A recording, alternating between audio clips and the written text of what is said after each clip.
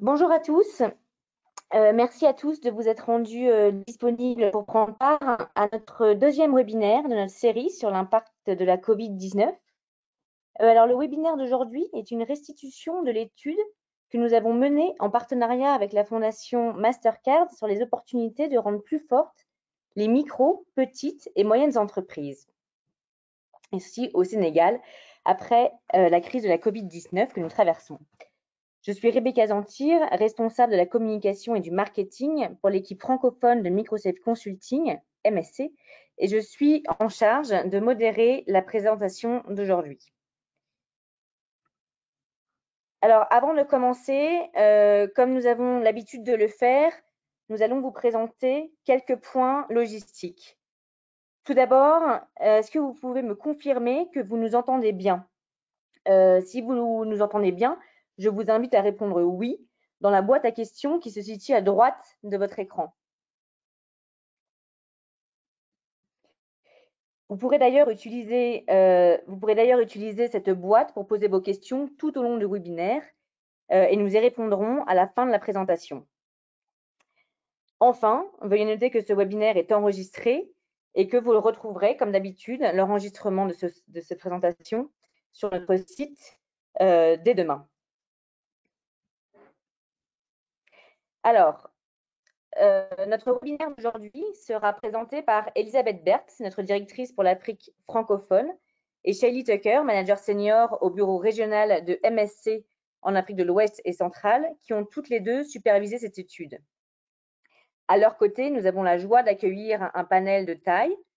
Madame Maren Sen, directrice régionale adjointe du groupe Baobab, Monsieur Idrissa Diabira, qui est directeur général de l'Agence de développement et d'encadrement des petites et moyennes entreprises, et Monsieur Daouda Sonko, qui est le chargé de programme MPME à la Fondation Mastercard au Sénégal. Ils partageront avec nous leur perception de l'écosystème des micro, petites et moyennes entreprises au Sénégal en particulier et dans la sous-région en général. Et nous les interrogerons également sur leur expérience et leur vision. Alors, en voyant qui est connecté aujourd'hui, je vois que certains d'entre vous nous connaissent déjà et nous suivent régulièrement, ont déjà suivi les webinaires précédents. Donc, un grand merci à vous pour votre fidélité dans le suivi de nos actions. Mais pour les autres, permettez-moi de vous présenter MSC en quelques mots. Alors, MSC est une société de conseil internationale spécialisée en inclusion financière, économique et sociale. Nous sommes basés dans 11 pays à travers le monde et notre siège pour l'Afrique francophone se situe à Dakar. Nous sommes au cœur de la révolution digitale depuis ses débuts. Aujourd'hui, nous travaillons avec différents acteurs tels que les gouvernements, les banques, les entreprises de télécommunications et les fournisseurs de services tiers à travers l'Afrique et l'Asie afin de réaliser des améliorations durables et essayer d'assurer un meilleur impact. Alors, nous offrons les conseils stratégiques et opérationnels et aidons à mettre en œuvre des programmes en utilisant nos données et nos idées qui proviennent de nos travaux de recherche sur le terrain et qui, eux, sont véritablement enracinés dans une compréhension profonde des clients, de leurs besoins, de leurs perceptions, de leurs aspirations et de leurs comportements. Cette expérience, on la partage également à travers notre institut ELIX, que certains connaissent peut-être déjà, l'Institut ELIX étant notre organe de formation. Hors période Covid, nous offrons à la fois des formations privées sur mesure, mais aussi des formations publiques en présentiel, et ce principalement à Dakar et à Abidjan. Enfin, plus récemment, nous offrons des formations en ligne bénéficiant d'une accréditation de l'Université du Québec. Nous avons déployé nos offres de formation en ligne tout à fait récemment pour faire face à la situation actuelle et la toute dernière disponible est la formation sur l'entrepreneuriat. Nous avons également lancé assez récemment le Hub de la finance digitale que certains d'entre vous ont sans doute déjà parcouru. Donc, le Hub de la finance digitale, qu'est-ce que c'est? C'est un site web 100% francophone qui fédère du contenu diversifié comme des articles, des infographies, des vidéos, des podcasts d'experts, du matériel de formation, un calendrier d'événements autour de la finance digitale à ne pas manquer.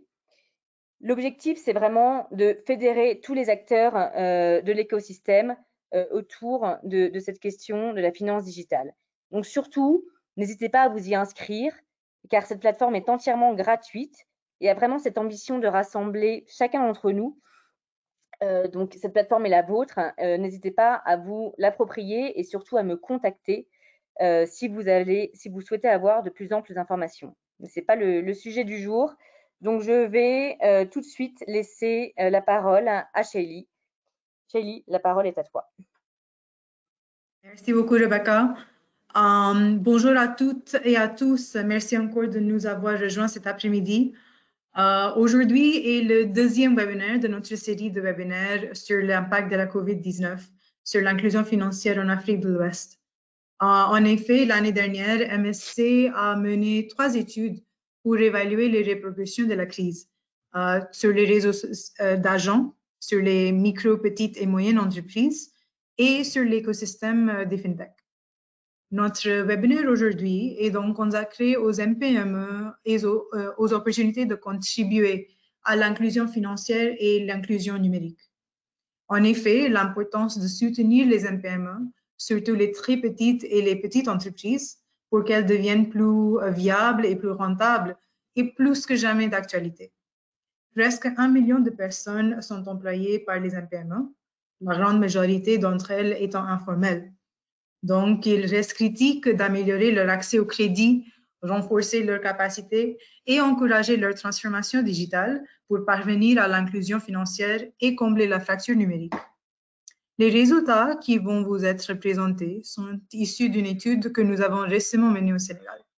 J'aimerais prendre cette opportunité pour remercier tous mes collègues qui ont travaillé dessus, Bokar, Mamadou et Babacar de l'équipe recherche, Rebecca, Zineb, Rahul et Kate de l'équipe communication, et Elizabeth, Graham, Abhishek et Nitish pour leurs conseils et leur vision.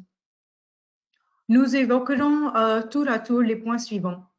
Tout d'abord, les caractéristiques des MPME sénégalaises. Puis, alors que l'économie continue à s'adapter, nous examinerons les moyens de passer à la transformation numérique et nous partagerons nos connaissances sur les mécanismes d'adaptation des MPME et leurs contraintes. Et nous laisserons ensuite la parole à nos panélistes qui partageront avec nous leurs expériences à travers l'Afrique. Enfin, nos recommandations pour accompagner les MPME à travers des opportunités tirées de notre analyse, jugées prioritaires pour leur relance et pour bâtir leur résilience et leur transformation digitale. Nous consacrerons ensuite 20 minutes aux questions-réponses afin d'approfondir ensemble le débat. Notre équipe a conduit une étude d'avril à novembre dernier avec les MPME sénégalaises. L'étude aborde tout d'abord les mesures mises en place par le gouvernement sénégalais et les implications pour les MPME, les comportements des entreprises face à la COVID-19, les contraintes et les opportunités liées à leur expansion, leur inclusion financière et leur formalisation, suivi d'un aperçu des MPME. Ensuite, l'étude que vous retrouverez sur notre site web www.lafinancedigitale.com synthétise les principales conclusions concernant l'écosystème de soutien qui se compose des 4 piliers clés suivants. 1. Les mesures pour encourager un meilleur accès aux services financiers. 2. Les mesures pour stimuler la productivité, assurer la continuité des affaires et encourager la formalisation. 3. Les mesures pour aider les MPME à rester viables. Et 4. Les communications autour de la crise sanitaire. Enfin, l'étude formule un certain nombre de recommandations clés pour orienter les prochaines étapes de la digitalisation des MPME. L'étude a porté sur 3 questions clés. Quelles ont été les répercussions de la COVID-19 sur les MPME et comment les aider? Comment les entreprises ont adapté leurs approches? Et finalement, comment les rendre plus résilientes? Quels sont leurs besoins clés afin de pouvoir maximiser les opportunités? Donc, commençons tout d'abord par un aperçu des MPME au Sénégal. Depuis 2014, le Sénégal a adopté un nouveau modèle de développement pour accélérer sa marche vers l'émergence. Le Sénégal ambitionne aujourd'hui de réaliser une transformation structurelle de son économie afin de promouvoir une croissance durable et inclusive et fournir des emplois décents. Le taux de croissance de l'économie sénégalaise, qui se positionnait au-dessus de 5% depuis 6 ans, a été fortement réduit par la crise sanitaire. Un rebond serait prévu cette année pour atteindre 5,2% de croissance. Le gouvernement sénégalais met en place un plan d'action prioritaire ajusté et accéléré sur la période 2021-2023 et il a pour principal objectif de stimuler l'investissement privé, de diversifier les moteurs de croissance et de renforcer la résilience économique afin d'atteindre un taux de croissance moyen de 8,7% dans les 3 prochaines années. Pour ce plan de relance, un des défis majeurs reste le développement du secteur privé national. Dans cette dynamique, le gouvernement a identifié l'économie informelle comme l'une des contraintes majeures qu'il convient de lever afin de bâtir un tissu d'entreprises formelles et moderniser son économie. Les MPME jouent un rôle clé en contribuant à hauteur d'environ 40% de PIB et sont une source d'emploi majeure. 9 travailleurs sur 10 ont un emploi informel et 97% des entreprises sont informelles. Si les objectifs économiques restent d'atteindre un taux de croissance moyen de 8,7% dans les 2 prochaines années, les MPME ont besoin d'un soutien ciblé pour renforcer leur résilience, se formaliser et contribuer à l'économie locale.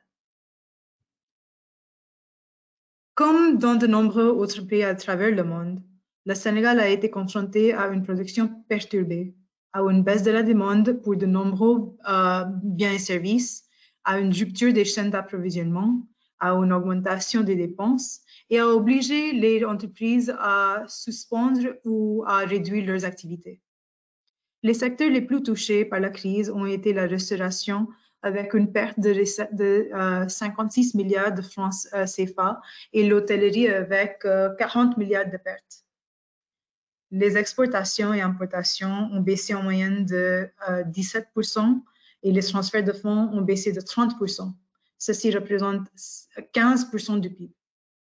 Le manque de chaînes de froid, de stockage et d'entrepôts a entraîné les pertes et gaspillages alimentaires, en particulier dans les zones rurales et semi-urbaines. L'investissement dans la fourniture d'entrepôts et installation de stockage frigorifique est essentiel pour les MPME du secteur agroalimentaire. Le gouvernement pourrait établir un partenariat avec le secteur privé, l'inciter à accélérer le développement et l'accès à cette logistique et encourager les produits de financement des entrepôts. Les MPME sont particulièrement vulnérables à ces défis car elles ont tendance à avoir moins d'actifs, à dépendre des transactions personnelles et à avoir des réserves de liquidité plus limitées que les grandes entreprises. À ce moment, je passe la parole à Elisabeth pour la suite. Merci, Shelley.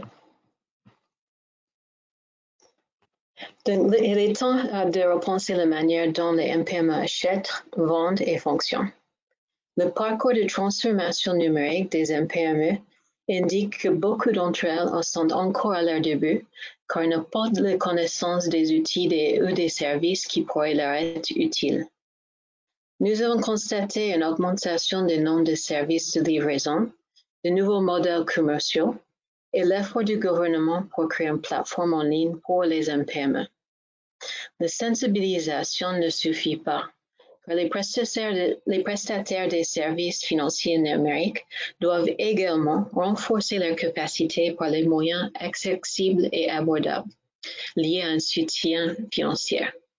Si l'écosystème, les politiques et l'environnement réglementaire étaient appropriés, les micro-entreprises pourraient bénéficier des mêmes opportunités que les MPME pour les aider dans leur parcours de transformation. Donc, même lorsque les MPME comprennent les avantages potentiels du numérique, ils ne savent souvent pas comment s'y rendre pour l'adapter, car ils dépendent fortement de bouche à l'oreille pour les solutions potentielles. Malgré l'existence des solutions plus abordables sur le marché, il existe des perceptions de risque et d'incertitude quant au coût et à ce qui est nécessaire pour passer au numérique, y compris la transition vers l'argent mobile. Aujourd'hui, bien que la plupart des affaires se fassent en espèces, l'argent mobile a fait ses percées. Il faut quand même encourager la numérisation de paiement qui peut réduire les coûts pour les entreprises et réduire le temps de collecte des paiements et les paiements de factures et de suivi. Les paiements marchands ne sont pas bien adaptés aux besoins des MPME. Parmi les entreprises qui n'acceptent pas des paiements marchands, les paiements de personne à personne sont fréquemment utilisés, en particulier pour les transactions de grande valeur, ce qui indique une opportunité de concevoir des cas d'utilisation par les entreprises. Cependant, les commerces informels restent largement inexploités. C'est le moment de promouvoir la formalisation des entreprises, car la pandémie a fait prendre conscience de ces avantages. Cependant, des efforts sont nécessaires pour aider les MPME à comprendre les processus, travailler avec les associations pour aider à l'enregistrement des entreprises, simplifier et raccourcir le processus général d'enregistrement et des codes fiscaux. Les communications devraient mettre l'accent sur les accès aux avantages sociaux et aux financiers pour les MPME. Pour préparer le terrain, le gouvernement pourrait fournir l'accès à des services commerciaux numériques prêts à l'emploi, comme par exemple la tenue de registre, en collaborant avec les startups. Les fintechs dans la sous-région ne se concentrent pas sur le secteur de MPME et la comptabilité numérique est un besoin latent. Les incitations pourraient donc aider à combler cette lacune par des solutions innovantes. Les outils comptables simplifient les entreprises à suivre leurs paiements, à faire leur inventaire et à créer un dossier pour accéder au crédit grâce à une meilleure gestion financière. Les programmes gouvernementaux pourraient travailler avec les associations locales pour accroître l'engagement en offrant l'accès aux outils testés. Les recherches récentes ont montré que l'adoption des services financiers mobiles réduit la taille du secteur informel jusqu'à 4,3 points de pourcentage du PIB. Malgré le fait que les nombreuses entreprises disposent des comptes d'argent mobile, ces comptes sont principalement utilisés pour les transactions personnelles. Le passage de l'argent liquide au numérique favorise la productivité et la rentabilité en réduisant les coûts opérationnels et rend les transactions commerciales moins chères, plus fluides et plus sûres. La majorité des MPME de notre échantillon ne connaissent pas des sites d'e-commerce disponibles ni leur utilité et ne considèrent pas comme une alternative pour améliorer leurs activités. Quelques services marchands se sont réinventés à travers les plateformes digitales comme Facebook, WhatsApp ou quelques sites quand même de e-commerce pour présenter leurs produits à leur clientèle, mais elles se sont réinventés également dans le mode de livraison. Nous constatons que les entreprises qui peuvent accepter des paiements numériques ou répondre à des commandes numériques se révèlent être plus résilients. Parmi notre échantillon, 4% des MPME ont modifié leur stratégie de vente en commençant la livraison à domicile. 19% des MPME ont augmenté leur utilisation des paiements numériques avec une augmentation médiane de 30% de la valeur des paiements. Parmi les entreprises qui ont signalé cette augmentation, 47% étaient dirigées par les femmes. À l'avenir, les MPME peuvent tirer parti des outils numériques, seront plus facilement en mesure de reconstruire et de relancer leurs activités. Le passage au numérique n'est pas facultatif, il est essentiel. Il existe encore des obstacles à la numérisation, notamment le coût, l'accès et le manque de familiarité. La numérisation effective des MPME nécessitera la collaboration des acteurs du secteur pour développer des plateformes numériques efficaces, offrir des formations de PME pour qu'ils puissent tirer parti de ces plateformes et offrir des outils et des ressources financières pour les aider à planifier l'avenir. L'accès au financement sera essentiel pour les reprises. Les facilités offertes par les institutions financières et donc les MPME, en particulier celles qui fonctionnent comme des entreprises informelles, les trouvent inaccessibles. La plupart des institutions financières, y compris les banques commerciales, continuent d'être réticents à financer les MPME en raison de leur capacité limitée à garantir et à gérer les prêts, mais aussi en raison de gamme restreinte des produits financiers disponibles pour les MPME et du manque de garanties acceptables. Les faibles compétences des MPME en matière de planification financière et commerciale entravent leur capacité à préparer des propositions finançables. Le COVID-19 a mis l'accent sur les niveaux de revenus des MPME, accentuant leur incapacité d'accéder aux financements. Les MPME doivent également relever le défi de pouvoir recouvrir les comptes créditaires en temps voulu et offrir un crédit informel à leurs clients. Parmi nos répondants qui avaient contracté un prêt formel ou informel, 67% étaient basés en zone rurale. Ils ont demandé l'assistance pour monter un dossier de demande de prêt et pour accéder aux informations sur l'aide financière potentielle qui pourrait être disponible. La capacité financière peut être soutenue par les outils et les conseils financiers à l'attention des MPME sur la manière de gérer leurs dettes et de maintenir leur santé financière au fil du temps. Et nous avons proposé plus des idées dans notre rapport. Le gouvernement et les banques centrales pourraient envisager les stratégies pour soutenir les MPME sans les obliger à s'endetter davantage, telles que la création des fonds pour injecter des fonds propres ou encourager le partenariat pour exploiter le big data afin de réduire les coûts d'évaluation pour le risque de crédit pour les MPME. De nombreuses MPME n'ont pas encore en mesure de passer au travail à distance et elles ont connu des chutes de demande des biens et des perturbations dans la chaîne d'approvisionnement. Tandis que les factures et les dettes s'accumulent, les rares fonds de roulement diminuent. Aucune entreprise dans les zones rurales ne fonctionne à distance, soit à domicile ou en ligne, dans notre échantillon. Cela souligne la nécessité d'améliorer l'accès à l'infrastructure numérique et d'accélérer le renforcement des capacités sur les compétences numériques et financières, ainsi que la diversification des entreprises. À mesure que les entreprises et les institutions financières accélèrent leurs efforts de numérisation, il est important qu'elles fassent en ayant l'esprit de favoriser l'inclusion des MPME, de faciliter leur accès aux produits et des services et les rendre plus abordables et de surmonter des problèmes de l'infrastructure. En outre, les MPME elles-mêmes devraient s'adapter et s'engager dans la numérisation afin de répondre aux nouveaux besoins du marché. Le manque de compétences numériques des MPME a entraîné une baisse de taux d'adoption des technologies numériques. Les compétences numériques sont à la fois les compétences, mais aussi les capacités qui permettent aux MPME d'exploiter des possibilités offertes par la technologie, d'assurer des performances plus efficaces et efficientes, d'explorer des nouvelles manières de mener des affaires et de créer des nouvelles entreprises. Par exemple, l'utilisation personnelle de Facebook par les entrepreneurs. Donc, ça leur a permis de se faire connaître auprès d'autres MPME qui utilisaient Facebook comme canal de vente.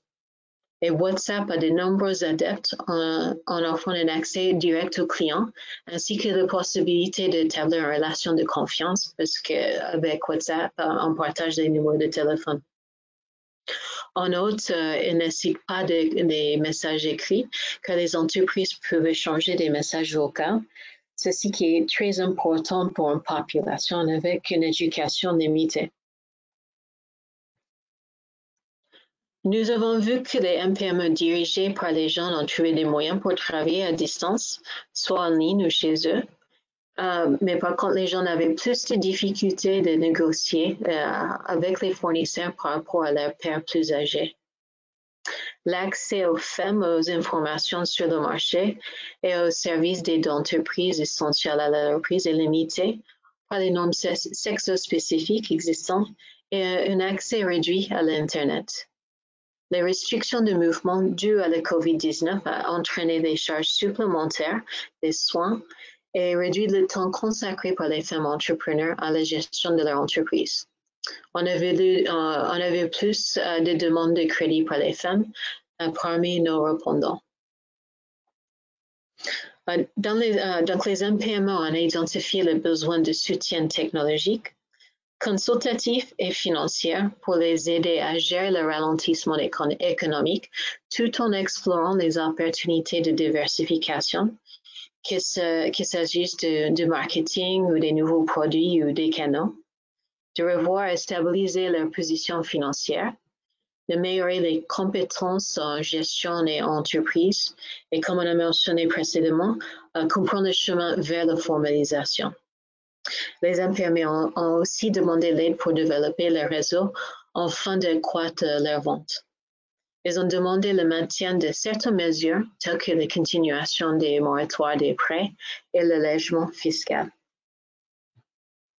Alors, comment on peut améliorer leur résilience?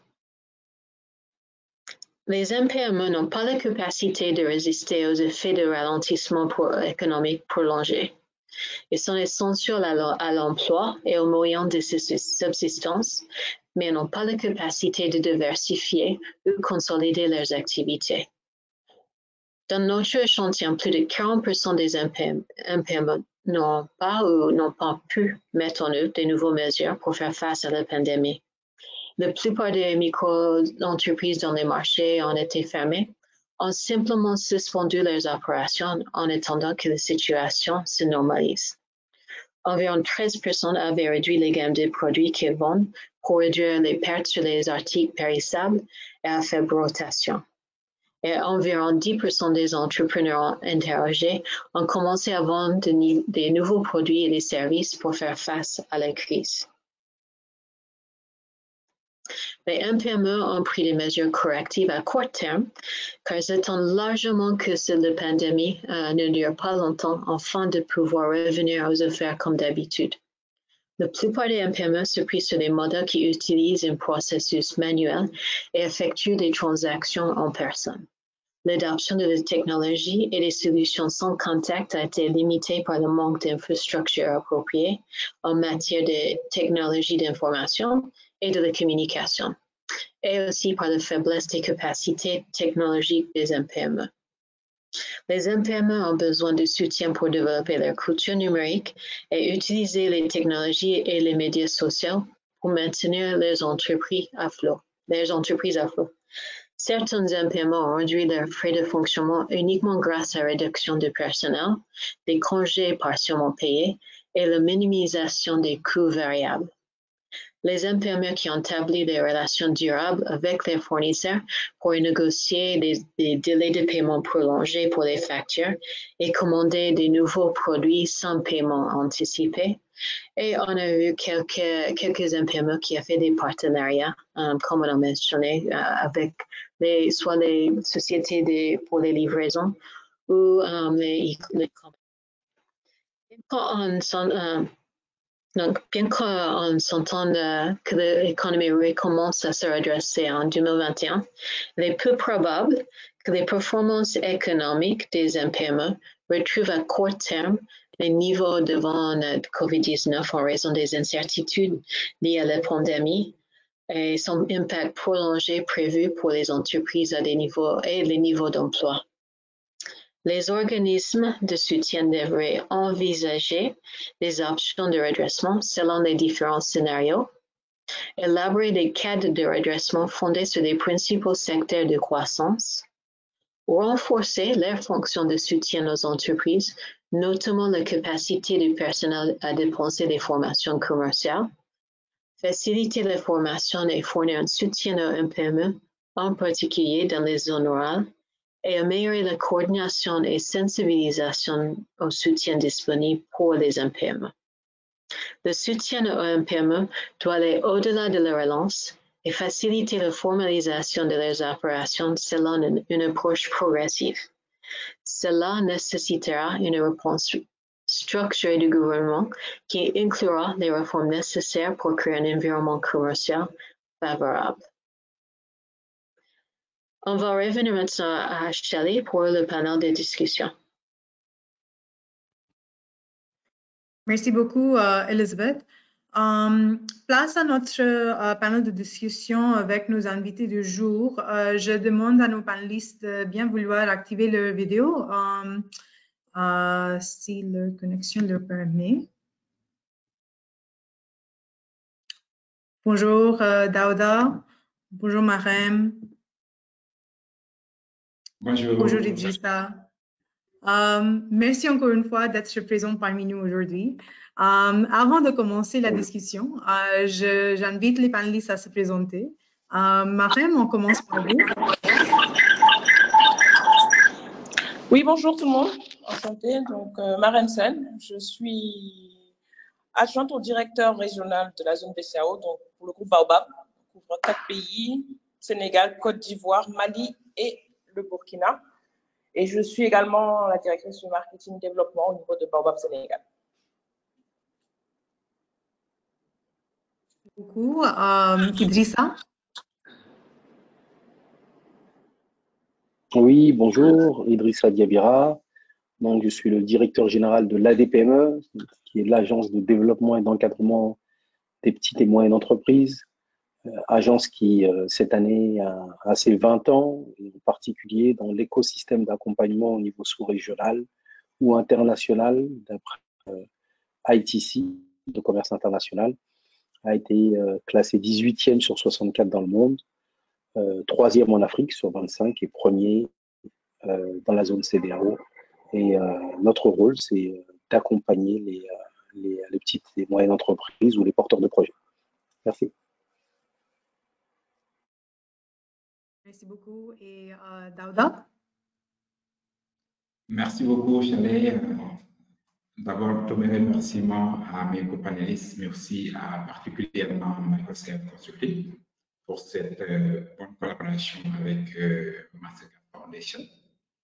Dans le cadre de cette initiative, mon nom est Daouda Sonko et je suis en charge des programmes de micro, et moyen entrepreneuriat pour le programme de la Fondation et ici au Sénégal. Merci. Bienvenue à vous tous. Donc, alors, commençons d'abord avec le renforcement des capacités et résilience des MPME. Nous faisons actuellement face à une résurgence des cas de COVID-19 dans la sous-région. Selon vous, Daouda, quels sont les points sur lesquels les micro, petites et moyennes entreprises doivent se concentrer pour améliorer leur profitabilité et leur résilience? Voilà, merci beaucoup, Shelley. Dans un premier temps, je pense que nous sommes à une situation assez particulière de notre évolution, même, je dirais. Pourquoi particulière? Parce que deux choses. Premièrement, la situation à laquelle nous vivons aujourd'hui est dans une certaine mesure causée, oui, par la pandémie, par la COVID, mais est-elle la seule cause?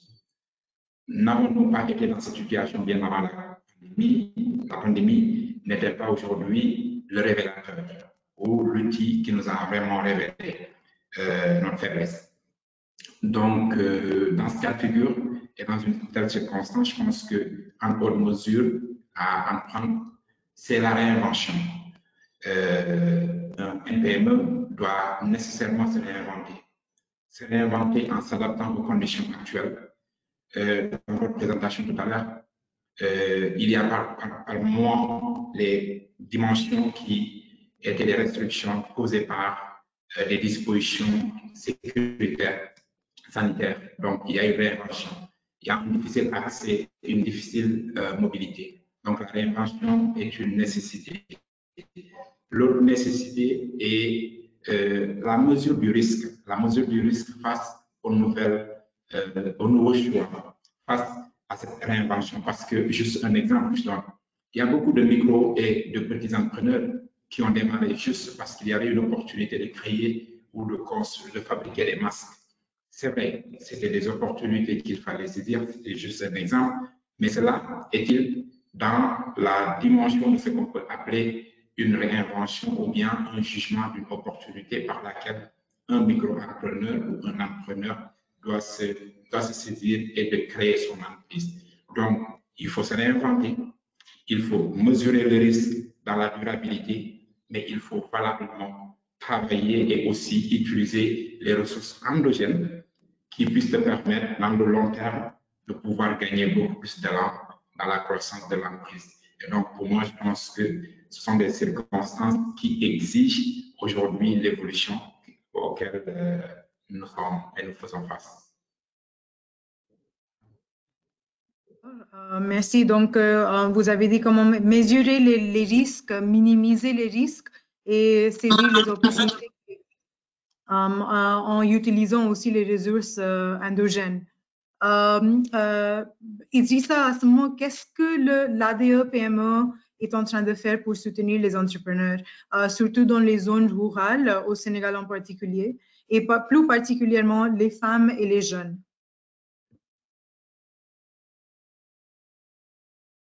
Allez. Je sens qu'il y a un petit problème de son, mais j'ai cru comprendre hein, ce que faisait la DPME pour soutenir les micro, petites et moyennes entreprises dans cette période de Covid. Alors, ce qu'on s'est efforcé de faire, d'abord, c'est d'abord de réorienter les ressources non financières vers les besoins presque vitaux des entreprises, en particulier les besoins en fonds de roulement. Et donc, avec les différents partenaires qui nous font confiance, la Banque mondiale, l'AFD, l'Union européenne, la coopération allemande ou le PNUD, ce que l'on s'est efforcé de faire, c'est d'identifier, c'est d'abord le portefeuille des entreprises que nous avions, que nous accompagnions, qui nous manifestaient leur désarroi et leurs difficultés, c'est de pouvoir leur apporter dans des conditions qui soient les plus souples possibles, des appuis en financement, et notamment en financement en besoin de fonds de roulement. Je pense que quand on regarde un peu la scène internationale, on l'a vu en Allemagne, en Europe ou ailleurs, en France, notamment la nature des financements utiles aux entreprises a évolué. Et on sait que en période de crise, sur des modalités d'incertitude, il y a aussi une palette d'outils de financement qu'il faut pouvoir déployer. On a également, parce que ce sont des acteurs qui travaillent, aidé à réorienter une partie des activités qui étaient les activités des petites et moyennes entreprises. Parmi les acteurs que nous accompagnons, notamment par exemple la FENAF, la Fédération nationale des professionnels de l'habillement, qui est partout présente sur le Sénégal, qui dispose en son sein de grandes entreprises, comme d'entreprises de plus petite taille, des tailleurs, présents sur toute l'étendue du territoire. Et l'un des enjeux, c'était de pouvoir accompagner les entreprises que nous étions en train de former à être mieux outillées, notamment en matière de normes pour accéder à des marchés de sous-traitance, comme les tailleurs dans la région de Kédougou, ou bien ceux dans la région de Matam. C'est de pouvoir les accompagner à apporter des réponses qui étaient au tout début de la Covid, des réponses essentielles. Comment est-ce que on produit des masques? Parce que c'était ça l'une des premières urgences qu'il y avait pour pouvoir se protéger devant la pénurie de masques qu'il y avait. Et on peut dire qu'on a été les initiateurs avec la FENAF de l'opération qui, au Sénégal, a contribué à fournir 10 millions de masques. Avec ces derniers, dans la plupart des régions du Sénégal, et en particulier les régions de l'intérieur, en lien entre les grandes entreprises du secteur du textile-habillement et les tailleurs, nous avons pu produire près de 400 000 masques qui ont été remis aux acteurs. L'intérêt, c'était aussi de les appuyer, d'avoir un appui d'une certaine manière qui faisait coup double, bénéficier de leur expertise et faire en sorte que leur activité, qui a été fortement réduite, ne soit réorientée sur un besoin qui était un besoin nécessaire. Enfin, ce qu'on peut dire qu'on a fait, et vous l'avez évoqué dans le panel ou dans la restitution, c'est essayer de donner de l'information en mettant en place des webinaires sur le b.a.-ba en période de crise. Comment gérer son entreprise en période de crise, comment gérer sa trésorerie en période de crise, comment gérer son personnel pendant la période de crise, comment réorienter une partie de ses activités, ont été autant de rencontres, de webinaires que l'on a pu faire en même temps que la hotline et les dispositions que nous avons prises pour pouvoir être contactés, notamment par ceux que l'on accompagne ou qui nous suivent sur les réseaux sociaux.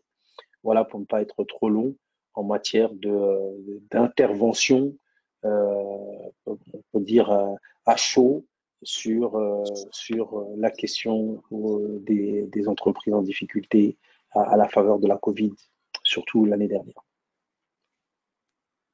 Merci Idrissa. Daouda, avec ça, je reviens vers vous. En quoi ce que vient de dire Idrissa est différent de ce que vous avez vu dans les autres pays de l'UEMOA ou autres pays africains où travaille la Fondation Mastercard? Pourriez-vous citer des exemples de bonnes pratiques, surtout ceux qui intègrent l'accélération de la digitalisation des entreprises? Oui, dans une large mesure, je pense que la plupart des pays et les gouvernements en Afrique ont agi plus ou moins avec les mêmes dispositions. Dans le cadre de la fondation de Mastercard Foundation, donc, à titre d'exemple, le travail que nous faisons au Ghana était beaucoup plus bâti sur non seulement la réponse, mais également le renforcement de la résilience. En ce sens que, et comme on le sait, la pandémie a affecté aussi bien individuellement, communautairement, mais également structurellement dans les différents pays. Et donc, il y a eu un travail énorme que Mastercard Foundation, en collaboration avec, par exemple, l'Association des industriels au niveau du Ghana, le réseau des acteurs du secteur privé, notamment incluant les fintech, et aussi la Banque centrale ghanéenne, dans une réflexion très profonde qui permet non seulement une réponse qui est un peu plus optimale, tant au niveau individuel, communautaire que structurel, et aussi à réfléchir sur des plans qui puissent permettre, dans le cadre de la définition des politiques, qui permettent à différents acteurs de pouvoir se retrouver face à une situation où on sait que il y a des restrictions, il y a des engagements des uns et des autres, mais également il y a des besoins. Okay? Donc, c'était dans une sorte de réflexion qui a permis, de façon beaucoup plus concrète, et cela concourait à la stratégie de Mastercard Foundation dans le cadre de son partenariat avec différents gouvernements à répondre non seulement pour le relèvement, mais aussi pour le renforcement face à la COVID dans ces pays-là. Yeah. Merci. Donc, Marem, ici, je vous invite de rajouter sur ces points de renforcement et quelle était l'expérience de Baobab dans ce sens-là. Quelles sont, selon vous, les priorités pour le renforcement des capacités des entrepreneurs? Oui, bonjour Chélie. Donc, effectivement, je rejoins mes collègues panélistes sur le constat et dans cette période, c'est vraiment l'adaptation qui plaît. Il faut s'adapter par rapport au contexte. Et je pense qu'un point important, c'est que On a constaté, moi personnellement, sur les 4 marchés où on intervient dans la zone, 4 différents pays, que la crise s'est installée et ça a touché tout l'écosystème. Les clients, les entreprises elles-mêmes, les administrations. Donc, c'est vraiment une crise profonde. Et aujourd'hui, on est sur la nouvelle normalité. Nouvelle normalité égale agilité, égale adaptation, égale opportunisme. Donc, tout ça, il faut qu'on l'intègre dans toutes les discussions, toutes les organisations, toute la refonte des stratégies. Donc, ce qui est important, c'est à chaque fois qu'on puisse prendre tous ces éléments que j'ai cités comme point de départ de toutes les réflexions qu'on peut faire, tous les accompagnements qu'on peut apporter aux clients, aux MPME. Donc, côté SFD, nous, on doit se réinventer, on doit restructurer nos process, nos produits pour pouvoir mieux adresser les points que j'ai cités. On a des clients qui changent d'activité, de secteur d'activité pour être opportunistes. Le rôle des entreprises comme la DPME, c'est d'accompagner ces acteurs à changer de métier, en tout cas à saisir des opportunités qui se présentent. Je pense aussi, pour juste donner quelques exemples également, il y a eu des acteurs qui se sont recentrés sur un marché local qu'ils ne connaissaient pas. On a, comme vous le savez, avec cette crise, il y a eu beaucoup de replis dans des marchés locaux, avec la fermeture des frontières qui était généralisée. Donc, il y a de plus en plus d'acteurs ou des MPME qui ont découvert un marché local à servir. Donc, ça aussi, ça nécessite un accompagnement de tous les parties prenantes, acteurs financiers et non financiers, pour pouvoir permettre aux gens de saisir les bonnes opportunités. Et je pense que, étant donné qu'on est dans cette nouvelle normalité, tout le monde doit intégrer ce facteur qu'on ne sait pas. Il y a une incertitude sur les revenus futurs, il y a une incertitude sur les activités qui vont ou pas fonctionner, puisque la crise étant dimensionnée comme elle est, il est important d'avoir une gestion très prudente de toutes les activités. Donc ça, c'est un mindset qu'il faut intégrer dans nos organisations, mais également le véhiculer. Mais je pense que naturellement, c'est un instinct de survie. Toutes les institutions ont eu ce déclic et je pense que nos NPME également ont les mêmes réflexes que nous-mêmes qui avons été confrontés aux mêmes crises en même temps, au même moment partout. Donc, voilà un petit peu pour ajouter sur le contexte de la résilience. Je pense que voilà, adaptation, agilité, les mots-clés à retenir et prudence, puisque l'incertitude est vraiment forte sur l'avenir et l'évolution de cette crise. Donc, on est dans une nouvelle normalité qu'on commence à intégrer. L'homme s'adapte et voilà un petit peu ce que j'avais à rajouter. Merci. Donc, lié à ça, que vous parlez d'agilité, d'adaptation, mais lié à ça, il y a aussi les contraintes de l'accès aux disponibilités d'infrastructures, le manque de chaînes de froid, mais aussi de stockage et d'entrepôts a entraîné des pertes et du gaspillage alimentaire, comme cité tout à l'heure, et en particulier dans les zones rurales et urbaines. La connectivité et la couverture réseau font souvent défaut aussi. En ce sens, Marem, quelles sont les grandes leçons tirées de la crise pour accroître l'accès d'infrastructures, surtout en zone rurale? Alors, je vais parler de façon plus générale sur le... Allô? Vous m'entendez? Oui. Oui, effectivement, cette crise a été nous a appris qu'on est très... Enfin, une des grandes leçons, c'est que la mobilité a été fortement réduite. Donc, il fallait changer les types de canaux de communication, les canaux d'accès en fait à toutes les infrastructures. On a réinventé ça. Ça a également montré, comme vous le donnez comme exemple, des clients qui ont besoin d'être plus outillés en termes de matériel. Parce qu'aujourd'hui, vous l'avez cité, on a des fermiers ou des agriculteurs qui ont vu leur production complètement non stockée ou bien perdue, parce qu'ils n'avaient pas les moyens de la sauvegarder ou de la réfrigérer. Donc, je pense que c'est une opportunité pour les institutions de microfinance ou le secteur bancaire, en tout cas, d'aller plus à l'accompagnement du financement de tout ce qui est matériel. Je pense qu'on fait beaucoup de fonds de roulement.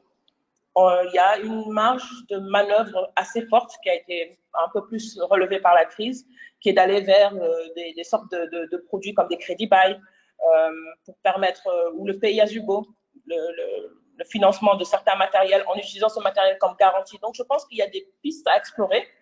Des intervenants comme Mastercard Foundation ou d'autres acteurs peuvent permettre de tester, de piloter ce type d'initiative, mais je pense que c'est une niche à explorer, puisqu'effectivement, il y a beaucoup de nos MPME qui n'ont pas pu être résilientes du fait qu'il manquait de matériel pour pouvoir juste gagner du temps dans cette crise.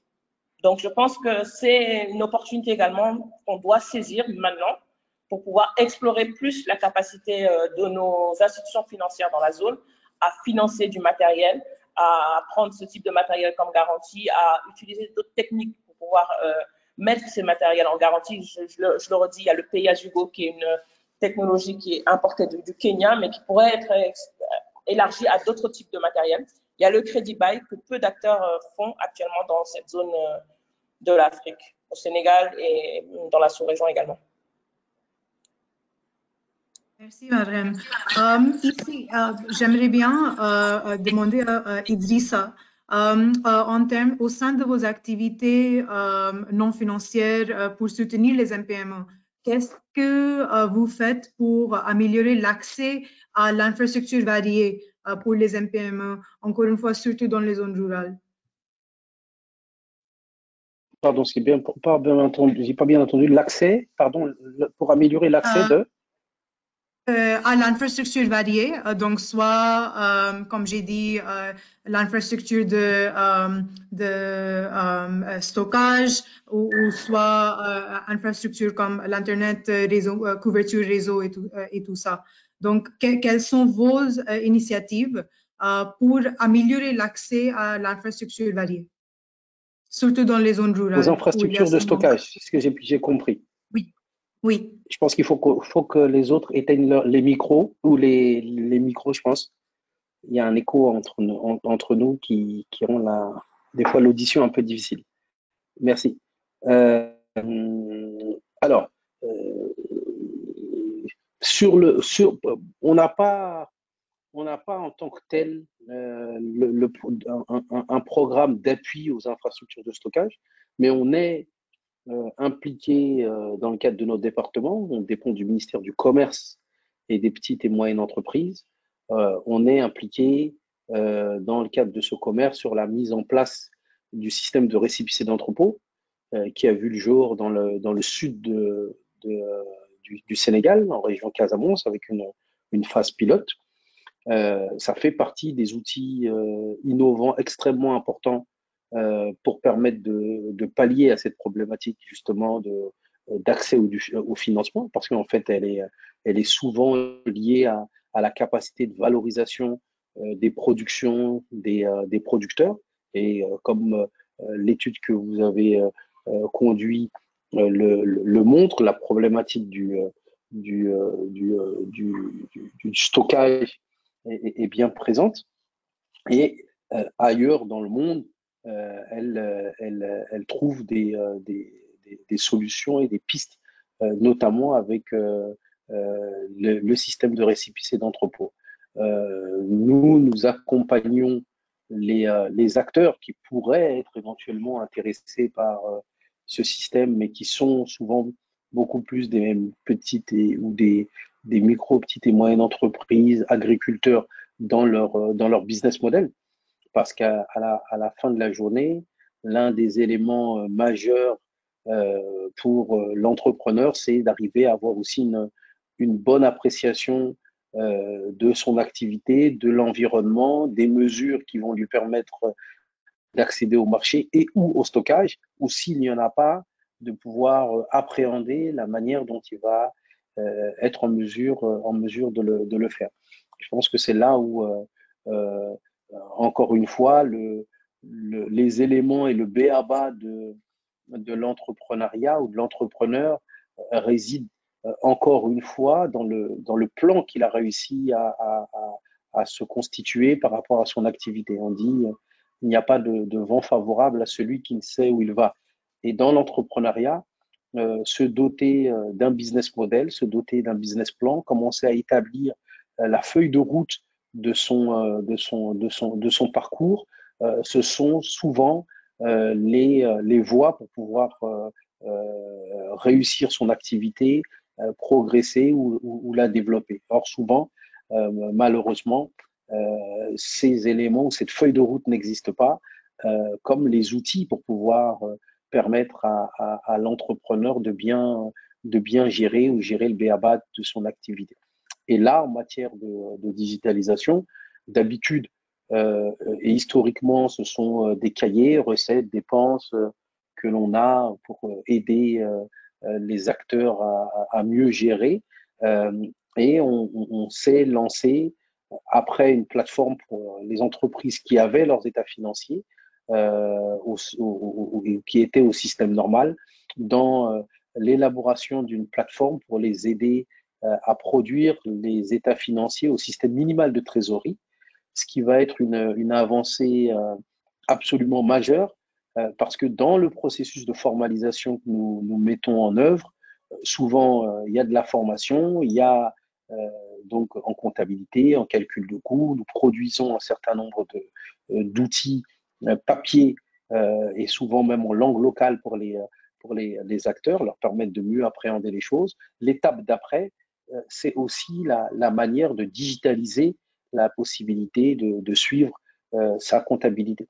Et cette étape, on va la franchir très prochainement. On est à la fin de la production de ce logiciel et ça va permettre à des coûts relativement modiques de bénéficier pour l'entrepreneur comme pour ceux qui les accompagnent des éléments essentiels à leur activité.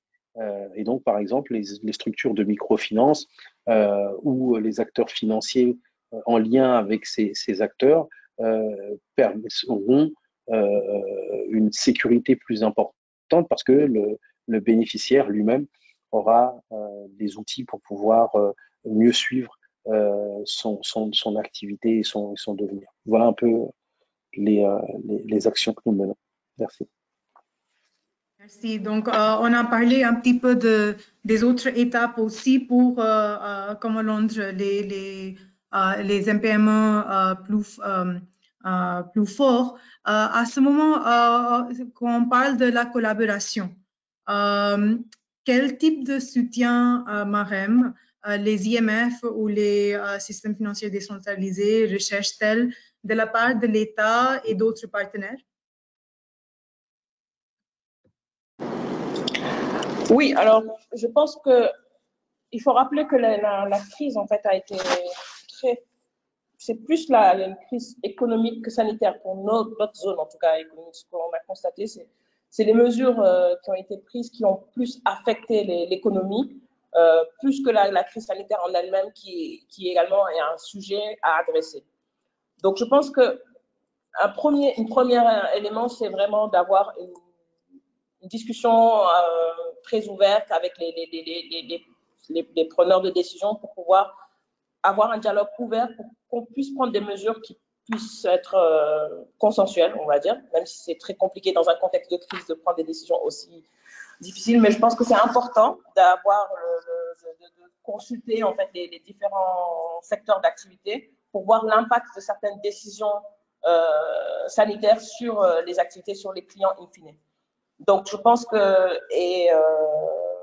l'attente, c'est vraiment ça, d'assouplir certaines conditions d'ouverture pour certaines entités qui sont par exemple, les ouvertures des agences ont pu être faites pendant, au pic de la crise. On a quand même eu un service minimum à assurer. Et en plus de l'organisation interne qu'on a dû avoir, l'État n'a pas demandé, comme dans certains pays ça a été le cas, de fermer entièrement toutes les institutions. Je pense que ça, c'est une souplesse qui a pu être accordée. Et c'est des consensus et des discussions qui permettent d'arriver à ces décisions. Donc, je pense que les attentes ne sont pas forcément financières. Elles sont plus sur les mesures, parce qu'encore une fois, dans nos États, on ne va pas s'attendre à ce que l'État aide les structures de financement forcément, mais qu'elles prennent des politiques qui vont dans un sens, ça permet de faciliter l'accès au crédit pour les MPME, de s'assurer d'avoir des politiques qui peuvent aider les clients à souffler pendant un certain temps, mais en pensant également à l'impact que ces entreprises vont avoir. Parce qu'aujourd'hui, le seul revenu que l'entreprise qui finance a, c'est vraiment les intérêts liés au crédit.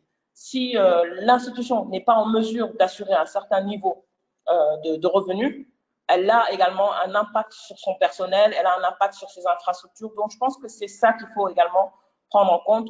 La crise a impacté tout le monde, les MPME, mais également tout l'écosystème. Donc, les entreprises elles-mêmes qui donnent les services financiers ont été impactées. Donc, je pense que dans ce contexte de crise, c'est un challenge très compliqué, une gymnastique compliquée pour l'État, j'imagine, mais il faut tenir compte de tous les acteurs et de l'impact que cette crise peut avoir sur les populations, mais également les acteurs du système financier. Il y a des décisions qui peuvent être prises, qui peuvent être contre-productives au final, et je pense que c'est ce qui est important, de bien mesurer les impacts de toutes les décisions qui peuvent être prises. Donc pour moi, je pense que c'est ce qui est important dans un contexte de crise, de tenir compte de tout l'écosystème et pas de regarder que d'un côté. Et je ne dis pas que c'est ce qui a été fait, mais c'est ce qui doit être fait à l'avenir et dans l'ensemble des pays sur lesquels nous intervenons, effectivement. Merci, Marem. Idrissa, je reviens vers vous encore. Quel type de partenariat les institutions financières, le secteur privé, les institutions publiques comme la DEPME et les fintech ou autres fournisseurs de technologies peuvent-ils former pour accélérer la transformation digitale des MPME?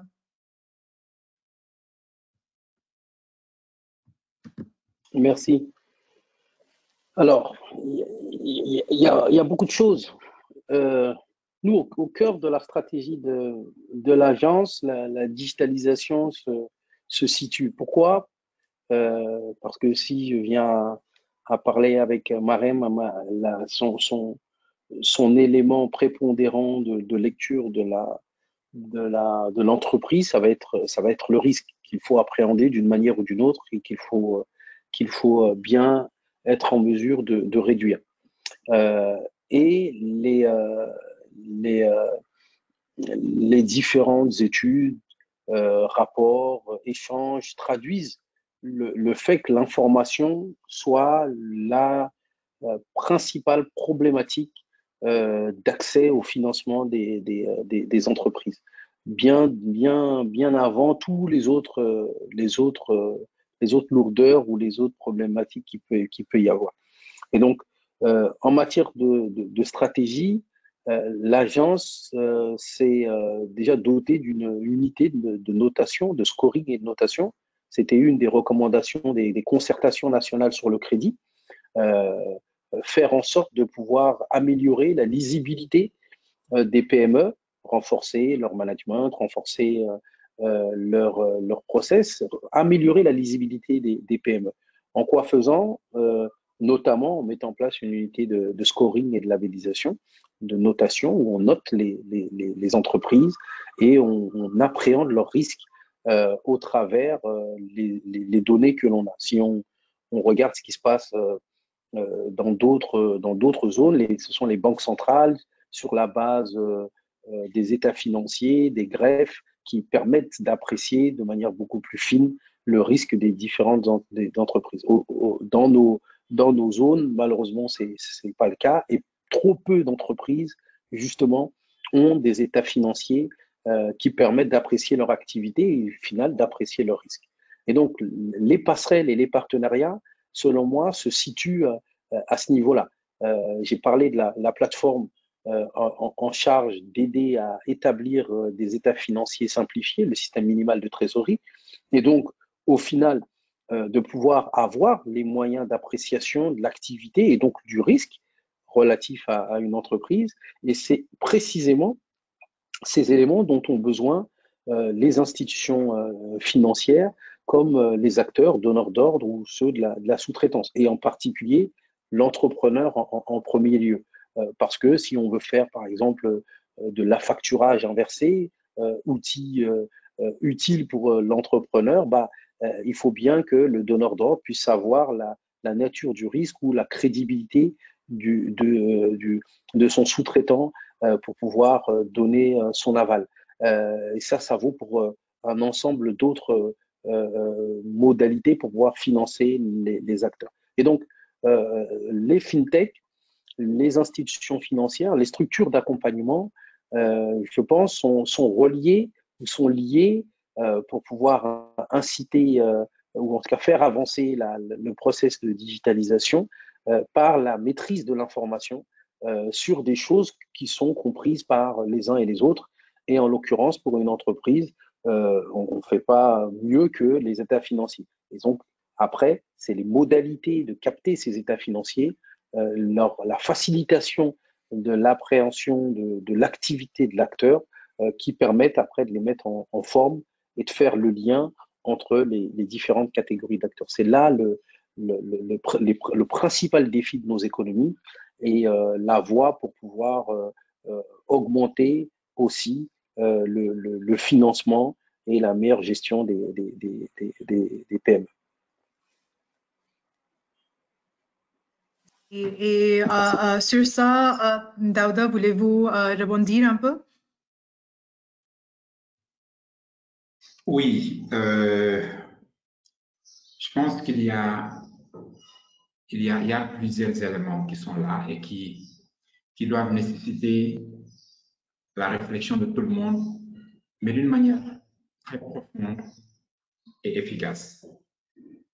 Premièrement, lorsque nous parlons toujours d'accès, d'accompagnement, de technologie, et en même temps, nous réfléchissons à comment est-ce que la technologie, par exemple, on prend le cas des fintech particulièrement. Dans un premier temps, nous sommes très heureux de voir que les fintech peuvent assurer un rôle. Mais dans un second temps, on est face à une problématique rigoureuse qui est la régulation. La loi qui permet une certaine agilité de ces acteurs. Et donc, je pense que le travail pour la Fondation Mastercard Foundation ici, le travail que nous avons commencé à faire est de procéder depuis notre arrivée au Sénégal à une analyse très profonde de la situation aujourd'hui. Et donc, cette situation, elle nous mène à conduire plusieurs réflexions avec les différentes parties prenantes dans le sens de pouvoir définir les vraies causes qui puissent nous permettre d'utiliser ou de proposer des solutions, lesquelles solutions avec les différents acteurs pour desservir vraiment les parties prenantes. Donc, je donne un exemple assez précis. Et tout à l'heure, je parlais du Ghana. Au Sénégal, dans le cadre de la réponse Covid, nous travaillons beaucoup à dématérialiser l'accès au financement. Parce que quand on veut assister une communauté, et souvent on a l'habitude de parler également des femmes, et quand on voit que les femmes, pour la plupart, accèdent difficilement à certains avantages, et la dématérialisation, l'utilisation de toute la technologie pourrait être considérée comme étant une réelle opportunité, mais paradoxalement, elle est utilisée et sert beaucoup plus à d'autres acteurs qui souvent ne sont pas forcément ceux qui sont les plus exclus.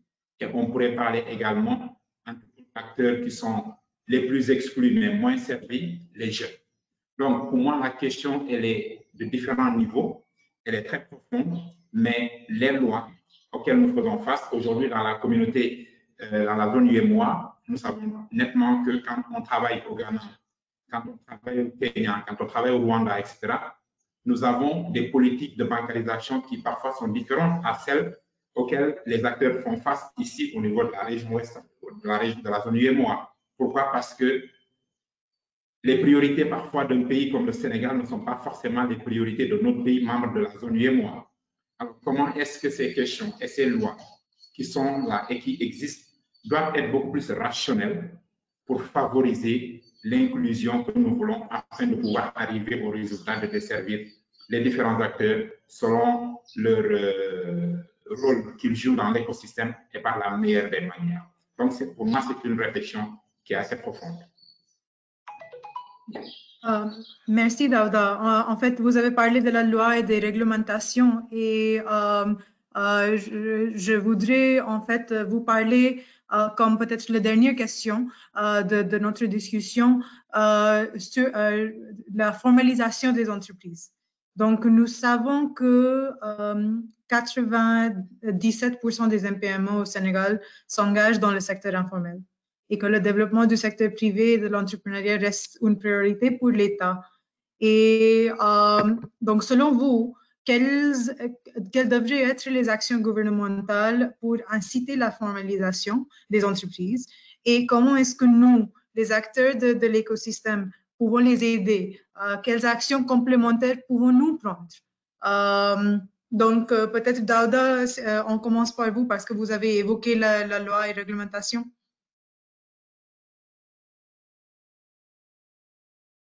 Vous êtes toujours en mute. Merci beaucoup. Oui, ce sujet également est un sujet assez important parce que la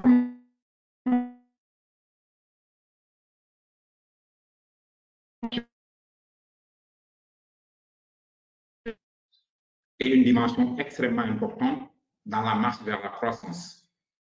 Mais quand on parle de la formalisation, de qui? Une institution financière est formalisée, un secteur du gouvernement est formalisé.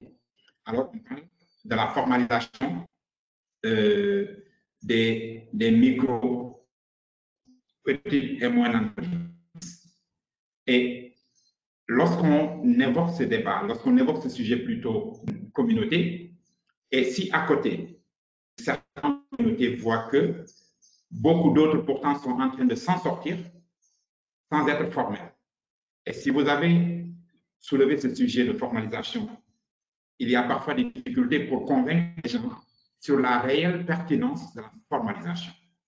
Alors, ici, le travail également que nous sommes en train de faire au niveau de Mastercard Foundation, c'est avec les gouvernements, avec le secteur privé, de continuer cette réflexion, mais également de ne pas se limiter aux réflexions, d'opter pour des solutions. Et entre autres solutions, je pense que M. Idrissa Djabira ici dans le panel, aucun moment n'est le mieux présenté en tout cas pour discuter sur ces questions parce que tout simplement nous savons le rôle si important que la DPME joue dans l'accompagnement, dans toute la dynamique qui concourt à aider les entrepreneurs à la formalisation. Et j'espère que ce débat continuera autour et au-delà du webinaire. Donc pour nous, la formalisation est un élément, mais pour juste préciser que Mastercard Foundation ne restreint pas le bénéfice de ces avantages et de ces au secteur formel seulement. Parce que le secteur informel, qui est aujourd'hui majoritairement constitué des acteurs que nous avons et que nous rencontrons sur le terrain, est entièrement pris en compte, inclus. Et aussi, nous invitons bien sûr nos partenaires dans cette réflexion qui permet à cette dématérialisation. La dématérialisation pour faciliter vraiment, parce qu'il y a des gens, vous prenez un cas à Kédougou que plusieurs personnes connaissent bien sûr, une zone très très profonde de Kédougou, où un jeune a besoin, et si parfois a besoin d'une opportunité, et si parfois se présente à une institution financière qu'on lui exige un statut de formalisation, et ce jeune qui n'a jamais appris, qui ne connaît même pas un endroit où il fallait se formaliser, là également, c'est un appel lancé aux autorités, aux acteurs également, de pouvoir faciliter vraiment l'accès aux informations, l'accès aux points de formalisation, mais également d'accompagner les jeunes, d'accompagner les acteurs, parce que sans ça, on va toujours rester dans ces concepts et on s'en sortira jamais. Merci. Et donc, Idrissa, à propos de réglementation et accompagnement pour la formalisation. Merci. Alors, je pense que l'un des enjeux, c'est vraiment de changer l'approche. Même la manière dont parle la formalisation, en fait, pose problème. Pour moi, ce n'est pas un secteur. C'est une étape dans la vie de l'entreprise. Et je pense que si on ne l'appréhende pas comme cela, une étape dans la vie de l'entreprise, si on part du principe que l'extrême majorité des entreprises veut grandir. Je dis souvent qu'on est souvent amené à célébrer comment dire, l'ingénieur ou le geek qui met en place sa start-up dans le garage dans la Silicon Valley. Mais nos personnes qui font de la confiture au coin de la rue sont aussi à peu près dans la même situation. L'enjeu, c'est est-ce qu'on leur donne la possibilité de grandir et de croître ou pas? Et si on ne leur donne pas cette possibilité, ils restent dans un état, entre guillemets, où leur niveau de formalité n'est pas assez grand. Parce qu'en fait, il n'y a pas véritablement du formel et de l'informel pur et dur. La question, je l'ai dit, c'est les états financiers. Quand on parle de 97%, c'est 97% des acteurs qui n'ont pas d'état financier au sens du Cisco-A. Mais c'est des acteurs qui ont souvent une carte d'artisan, une carte de commerce, qui ont parfois un compte bancaire, qui ont parfois, qui tiennent un semblant de comptabilité, même si cette dernière n'est pas au niveau du Cisco-ADA, etc. Donc, c'est des niveaux de formalité dont il s'agit. Ce n'est pas un formel et informel comme on le pose. Et donc, lorsqu'on s'accorde sur l'incitation des acteurs et donc l'accompagnement des acteurs dans leur progression, je vous assure que les différents entrepreneurs s'inscrivent dans cette démarche-là. Parce qu'en fait, ce sont ensuite les conditions qui leur facilitent de l'accès à du financement et autres. Si vous demandez à nos collègues des institutions financières, le fait d'avoir quelqu'un qui n'ait pas ses états financiers n'est pas quelque chose de rédhibitoire pour le financer, mais quelque chose d'utile ensuite pour le suivre et l'accompagner, alors qu'on parle d'acteurs informels. Et donc, les modalités de permettre l'accès à du financement, à de l'accompagnement, à du renforcement technique, mais aussi ensuite de permettre de traduire la gestion de l'entreprise avec des éléments en termes de normes, par particulier Cisco-A, c'est la plateforme que j'évoquais, permettre de rendre l'entreprise formelle. Donc, pour moi, c'est ça l'enjeu et la dynamique qui est en jeu actuellement et qui peut permettre justement de ne pas appréhender les entreprises informelles comme un secteur, mais comme des entreprises qu'il faut faire grandir progressivement en mettant en lien ce qu'il y a à mettre parce qu'elles ont besoin d'accéder à du financement, d'accéder à des marchés et d'accéder à de l'accompagnement ou de l'appui. Et ainsi, à mettre les outils pour permettre de mieux les suivre et de les rendre conformes. Merci Idrissa. Donc, vous avez raison, c'est étape par étape. Et donc, dernier mot aux femmes, Marem.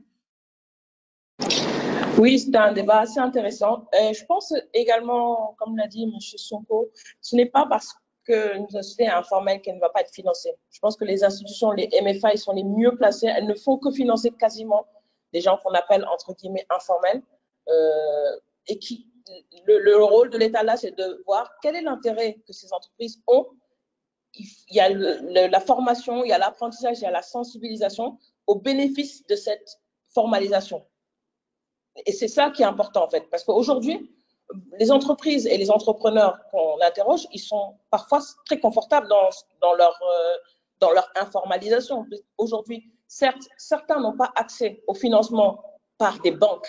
Effectivement, ça, c'est un vrai sujet. Les banques ont une façon peut-être d'évaluer le risque qui est basée que sur des états financiers, ou en tout cas essentiellement, alors qu'il y a des dispositifs d'évaluation de la qualité d'une entreprise autrement que par les états financiers, ou en tout cas, au moins, on peut reconstituer. Mais je pense que le véritable challenge, c'est d'arriver à trouver et d'analyser quel serait l'intérêt des personnes à aller vers cette formalisation. Je prends un exemple, je pense que c'est très important, on est dans le monde de la data. Le plus les éléments de data sont disponibles, je pense que de plus en plus les institutions financières comme la nôtre ou comme d'autres MFI ou des fintechs se lancent dans le scoring, dans l'analyse des données pour accorder des crédits, réduire les coûts du crédit, puisqu'en effet, en apportant des garanties plus solides, donc les données sont des garanties. Si jamais je donne des données à mon institution qui permet de mieux me connaître, potentiellement, elle serait plus encline à me prêter parce qu'elle me connaît plus. Le fait d'être informel masque une partie de la connaissance de l'entreprise, va être beaucoup plus limitée et donc forcément le montant qu'on va accorder à une entreprise va être beaucoup plus limité. On donne un crédit en fonction de ce qu'on sait du client, de ce qu'on sait de son business. Le plus d'informations on a, le le plus important, l'exposition peut être intéressante pour le client. Et je pense que c'est cette éducation financière pour qu'ils comprennent cette rationalité qui est importante. Et je pense qu'il faut sortir du débat de on va formaliser tout le monde. Encore une fois, la plupart des entrepreneurs ne veulent même pas être formalisés. Pourquoi? Parce qu'ils se disent ah, je ne veux pas payer des impôts, je ne veux pas payer des taxes. Je pense qu'il y a aussi ce levier qui n'est pas cité souvent, mais effectivement, la formalisation entraîne des coûts, en tout cas des coûts directs qui voient comme des coûts directs, mais ils ne voient pas forcément l'intérêt. Donc, je pense que c'est là où l'État a son rôle à jouer pour essayer d'avoir des incitatifs un peu plus forts. Les institutions financières également ont un intérêt à ce que la plupart des entreprises se digitalisent ou en tout cas se formalisent un peu plus et ça nous permet d'aller plus vite dans l'évaluation des activités de nos clients puisqu'on a beaucoup plus d'informations et de données. Donc, c'est ce que je voulais rajouter. Je pense que c'est une opportunité à exploiter, mais il faut comprendre d'abord pourquoi, quelles sont les raisons de cette informalité. Est-ce que c'est parce que les gens n'ont pas connaissance, mais je pense aussi, parfois ils savent, mais ils ne veulent pas, parce qu'ils ne voient pas encore les intérêts immédiats. Il n'y a pas une explication claire de quel est l'intérêt pour une entreprise qui est en région de faire tout le processus si derrière je n'ai pas un crédit d'impôt ou alors je me retrouve à avoir plus de charges que de revenus. Je pense qu'il y a quand même beaucoup de sensibilisation, d'éducation financière autour de cette question. Mais ce n'est pas pour autant que le secteur informel n'est pas financé. Au contraire, c'est vraiment la base de notre clientèle en tant que MFI et dans les 4 pays où nous intervenons.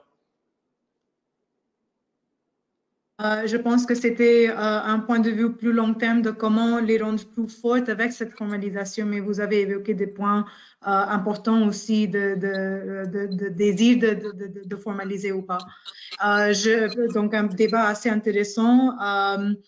Nous sommes presque à l'heure, donc je propose que nous arrêtons ici juste pour parler très rapidement des points à retenir. Donc, je vous remercie tous pour cette discussion. Avant d'aller à la session questions-réponses, on va prendre quelques-unes, je pense.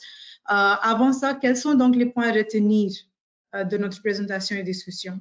Pour les entrepreneurs, il est important de mettre l'accent sur le renforcement de vos capacités managériales, avoir une vision long-termiste et créer les business plans viables qui aident à une meilleure gestion de votre trésorerie afin de faire face aux crises futures. Pour les institutions financières, les banques ainsi que les institutions de microfinance, ce qui est indispensable, c'est de faire des visites terrain plus fréquemment afin de mieux comprendre la situation réelle des petits entrepreneurs et leurs besoins de façon à ce que leur service puisse continuer à se développer. Jouer un rôle dans les efforts d'équilibrage de la trésorerie en rachetant les créances des MPME pour le recouvrement des paiements auprès des fournisseurs ou du gouvernement. Déplacer leur concurrence au niveau de l'offre de produits en développant une proposition de valeur qui réponde mieux aux attentes des clients. Pour les grandes entreprises de commerce électronique et de logistique, faciliter la collaboration entre les petites entreprises et vous, communiquer très clairement les avantages et rendre le processus plus simple. À ce moment, c'est aussi un manque de communication sur ce sujet.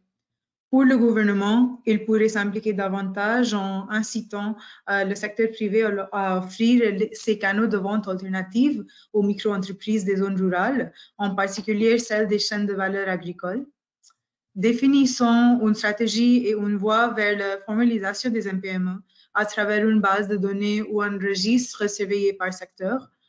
Cette base de données devrait prendre en compte le lien entre les revenus de la MPME et la nécessité de la formaliser et ne pas tenter de formaliser toutes les MPME sans prendre en compte ses revenus, sa fragilité et son écosystème. Et en promouvant la formalisation des entreprises, des efforts sont nécessaires pour aider les MPME à comprendre le processus. Travailler avec les associations pour aider à l'enregistrement des entreprises, simplifier et raccourcir le processus général d'enregistrement et les codes fiscaux. La communication devrait mettre l'accent sur l'accès aux avantages sociaux et financiers pour les MPME. Parce que, comme Madame a dit, le désir n'est toujours pas là. Investissons du temps pour une meilleure convergence de la mise en œuvre des stratégies nationales de l'inclusion financière d'éducation financière et de la littératie numérique. Enfin, pour les donateurs, il est très important d'investir dans l'éducation financière et la littératie numérique, de promouvoir les success stories de collaboration entre les États et les prestataires des services financiers numériques pour stimuler les partenariats publics-privés dans la région et de soutenir le renforcement des capacités des MPME, surtout des femmes et des jeunes entrepreneurs, autour de sujets comme la gestion des risques, le développement des plans viables de stratégie, la gestion opérationnelle et la gestion fiscale. Sans plus tarder, passons aux questions et réponses. Rebecca, tu as la parole. Merci Shelly, merci à tous nos panélistes pour vos témoignages et vos pistes de solutions. Encore un débat passionnant qui a encore une fois suscité beaucoup de questions. Donc pour ceux qui souhaiteraient en poser d'autres, n'hésitez pas s'il vous plaît à en poser dans la boîte de chat, dans la section des questions sur le côté droit de votre écran. Mais je tiens à signaler que vu le temps imparti, on arrive à la fin de nos webinaires. Donc on va prendre quelques questions et les questions auxquelles on ne pourra répondre, nous y répondrons individuellement par email ce soir ou demain.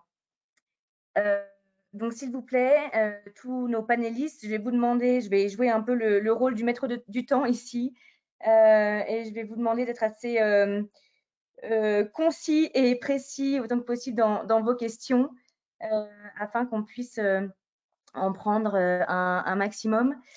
Alors, première question.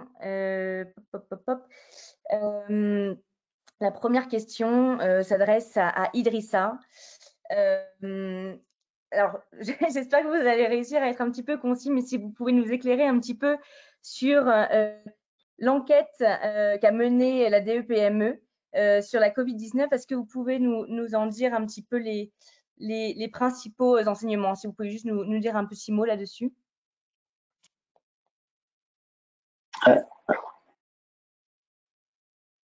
Allô? J'ai pas bien entendu, il y a eu quelques problèmes de son. Je pense que c'est sur l'enquête qu'on a demandé les principaux enseignements. Voilà, exactement. Voilà. Donc, sur ces enseignements, d'abord, c'est le caractère presque, j'ai envie de dire, atomique de la Covid-19 et des mesures pour éviter de la propager. Et donc, ça conduit à ce que 90%, voire plus, soient négativement impactés par la Covid. Ça a été évoqué. La deuxième chose, c'est l'information. 75% des répondants, on a eu plus de 830 entreprises sur l'ensemble du territoire ont répondu, ne connaissaient pas les mesures mises en place par l'État, la BCAO ou les banques. Le troisième élément, c'est le besoin extrêmement fort d'accompagnement. 95% des entreprises indiquaient souhaiter bénéficier d'un accompagnement pour bénéficier ou atteindre les mesures qui pouvaient être mises en place. Il y a beaucoup de renseignements. L'autre enseignement, c'est ce que l'on sait, le rapport extrêmement complexe aussi avec les institutions financières. C'est comment dire, plus de 90% qui ont un compte bancaire ou un compte au niveau d'une SFD, moins de 70% qui font une demande, et 95% qui ont des problèmes à la suite de la Covid par rapport au remboursement de ces crédits, et simplement 30% qui demandent à sa SFD, à sa SFD ou à son institution financière, sa institution bancaire, des mesures pour ajuster son crédit ou avoir des réponses. Et parmi ces réponses, est-ce qu'il y a des réponses adaptées qui ont été apportées? C'est presque 8 sur 10 qui disent qu'ils n'ont pas de réponse adaptée. Donc voilà, au rang des enseignements qui appellent à à refonder le rapport, que ce soit celui de l'État, celui des institutions financières, celui du rapprochement avec les entreprises pour pouvoir faire en sorte qu'elles soient entendues dans leurs besoins. Voilà, notamment. Merci. Merci Idrissa. Merci Idrissa, ça mériterait de rebondir, mais malheureusement, mon petit sablier me fait passer aux questions suivantes. Face au faible niveau d'alphabétisation des entrepreneurs, que proposent les structures d'accompagnement pour réussir la digitalisation? Alors, Daouda, un petit mot? Oui, c'est une question qui est... Merci pour la personne qui l'a posée en tout cas. Nous sommes globalement en Afrique ou bien en tout cas, la situation de l'accès à l'éducation est relativement discutable. Ce qui nous amène vers une proportion qui est assez large de personnes qui malheureusement ne savent pas beaucoup lire et écrire sous certaines dimensions. Alors, l'opportunité ici, c'est de faire recours aux technologies qui nous permettent de pouvoir faciliter. Pourtant, beaucoup de personnes ne savent ni lire ni écrire, mais savent utiliser un WhatsApp pour au moins envoyer un message audio, communiquer avec les siens. Ça, c'est un élément. L'autre élément est aujourd'hui, dans plusieurs dynamiques, les jeunes, les femmes s'activent beaucoup dans l'économie. Les jeunes, dans cette intelligence d'utilisation de la technologie pour pouvoir apporter des services et des solutions. Donc, les situations auxquelles nous faisons face, pour ce qui concerne particulièrement Massacre Foundation, nous avons ce secteur qui est l'économie digitale, ce secteur qui regroupe en tout cas tout ce qui est inclusion financière. Nous l'avons comme une priorité qui, vers les 10 prochaines années, s'inscrira dans nos actions et nous serons très heureux de pouvoir ensemble continuer cette réflexion approfondie pour pouvoir trouver des solutions qui faciliteront l'utilisation du digital. La solution, elle n'est pas sur une baguette magique, parce que toutes les expériences passées nous révèlent que plus nous voulons aller vite, plus nous le faisons très très mal. Et donc, alors que les opportunités existent. Donc, oui, les réflexions doivent être poussées, des solutions existent, les moyens, certaines ressources en tout cas existent. Mastercard Foundation au Sénégal, comme dans les autres pays, en partenariat avec les structures qui existent, serait très, très enthousiaste à continuer cette réflexion. Merci, Daouda. Idrissa, vous voulez rajouter quelque chose de votre côté? Alors, oui, déjà vous remercier, ainsi que la Fondation Mastercard de cette opportunité. Il y a eu des questions passionnantes, les modalités de notation, comment est-ce que l'on fait. Effectivement, l'un des défis que l'on aura, c'est justement d'utiliser l'intelligence artificielle pour pouvoir améliorer les outils que l'on peut se donner pour approximer les niveaux de risque des acteurs. Je disais souvent, le plus grand défi, c'est de s'accorder sur le paradigme qui est celui de la PME. Et je pense que toutes les PME ont envie de grandir, en tout cas la majorité. Et si les incitations et les avantages à grandir sont suffisamment importants, ces dernières, en tout cas une majorité joue le jeu.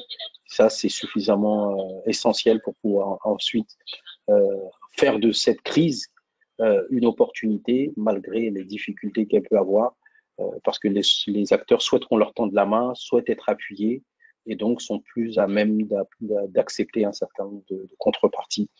Et à nous aussi d'être en mesure de le faire. Nous, c'est l'État, c'est les institutions financières, c'est les partenaires, pour comprendre que ce que l'on a, même si c'est 3% d'acteurs, comment dire, qui ont des entreprises formelles, avec des états financiers, ben, ça puisse faire un bond, parce que c'est l'intérêt de tout le monde.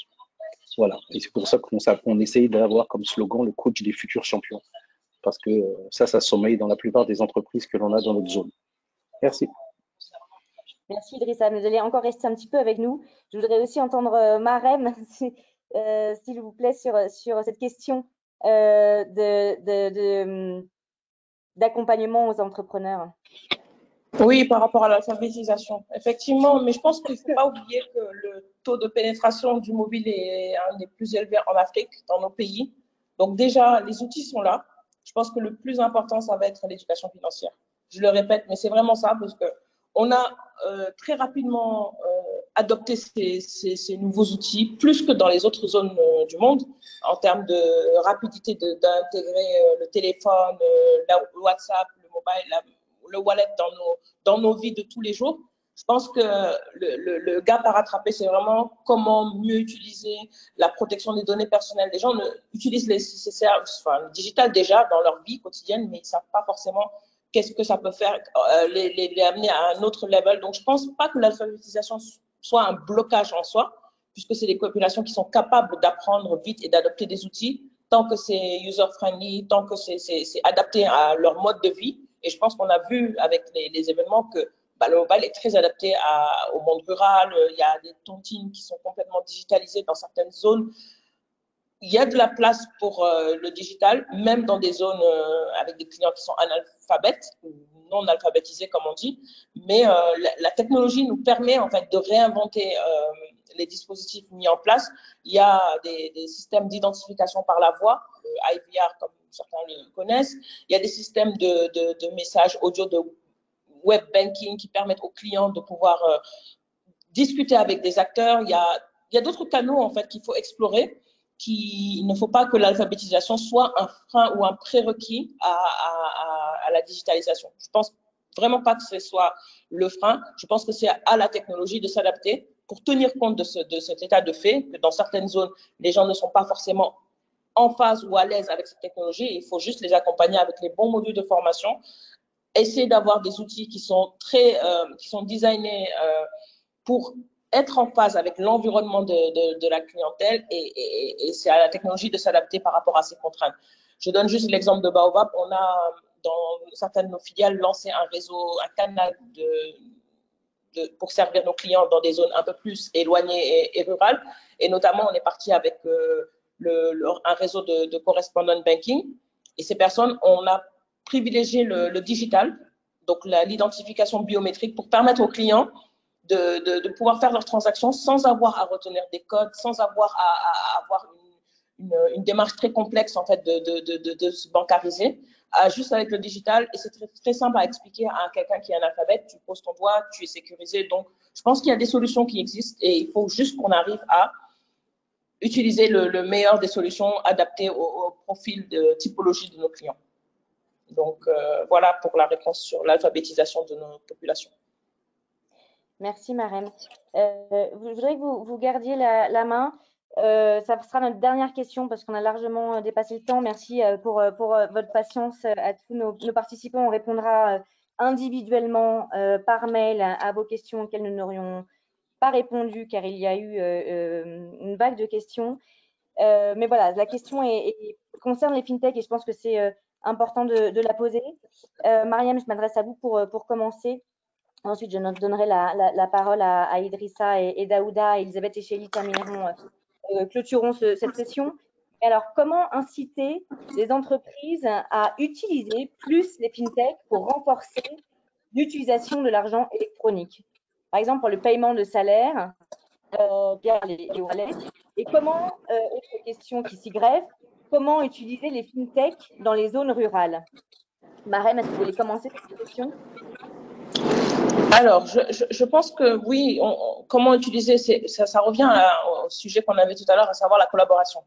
Les fintechs ne sont pas présents forcément en rural, mais les fintechs sont des outils que les intervenants actuellement dans les zones rurales, ce sont les institutions de microfinance. Il y a des acteurs qui sont déjà présents en zone rurale, mais qui n'ont pas forcément les outils technologiques pour pouvoir mieux adresser les besoins. Donc, je pense que là, c'est important d'avoir cette collaboration fintech et acteurs qui connaissent le terrain, qui connaissent les zones rurales que vous citez, pour pouvoir, avec cette synergie, mieux adresser les besoins. Mais effectivement, le point d'entrée, c'est la transformation des institutions financières avec l'assistance de partenaires techniques tels que les fintechs pour mieux adresser les besoins c'est vraiment ainsi que je le reformulerai, plutôt que comment les fintechs vont permettre de résoudre ce gap. Je pense qu'il y a ce partenariat qui est très important, qui amènera en tout cas les acteurs qui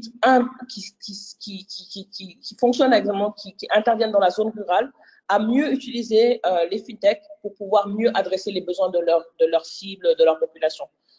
Je pense que c'est un des points importants. Il y a un point également qui n'est pas négligeable, c'est également la réglementation. Comment, parce que les fintechs aujourd'hui, elles sont dans cet environnement, et parfois il y a un besoin d'accompagnement réglementaire qui permettrait de mieux définir le contexte et les cadres de leurs prérogatives versus le rôle des autres acteurs. Donc, je pense que le dispositif qui est actuellement en place peut être amélioré pour permettre de mieux asseoir le rôle des fintechs comme accompagnement clé dans le dispositif d'intervention dans les zones rurales.